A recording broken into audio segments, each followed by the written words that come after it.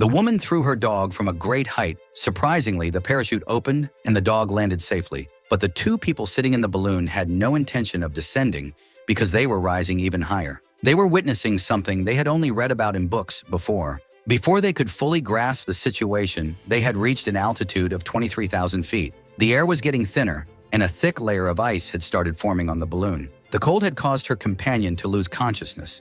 She tried to bring the balloon down but realized that the valve to release the air was frozen shut. This meant she had to take the risk of climbing onto the balloon. But the higher they went, the more difficult the situation became. At one point while climbing up, she nearly fell. She quickly grabbed the rope again, tied it tightly around her waist, and continued to climb. Finally, she reached the top of the balloon.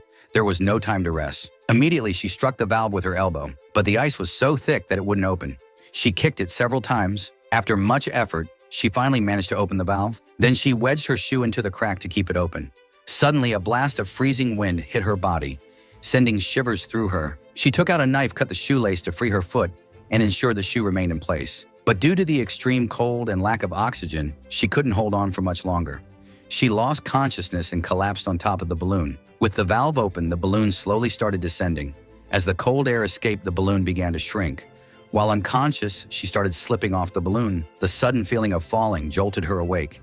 She tried to grab onto something, but there was nothing around her. Losing balance, she began to fall. When she opened her eyes again, she found herself hanging upside down. At an altitude of 10,000 meters, the rope tied around her waist had saved her life. Realizing her situation, she was overwhelmed with fear. She remembered her companion who was inside the basket. She shouted loudly, but James, already unconscious from the cold, did not respond.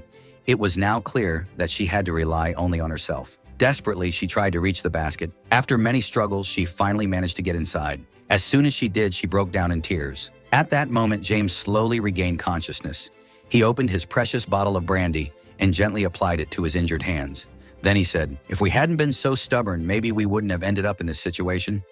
But I have no doubt that it was a great act. And just then they realized the balloon was descending rapidly at this speed. If they crashed into the ground, death was certain.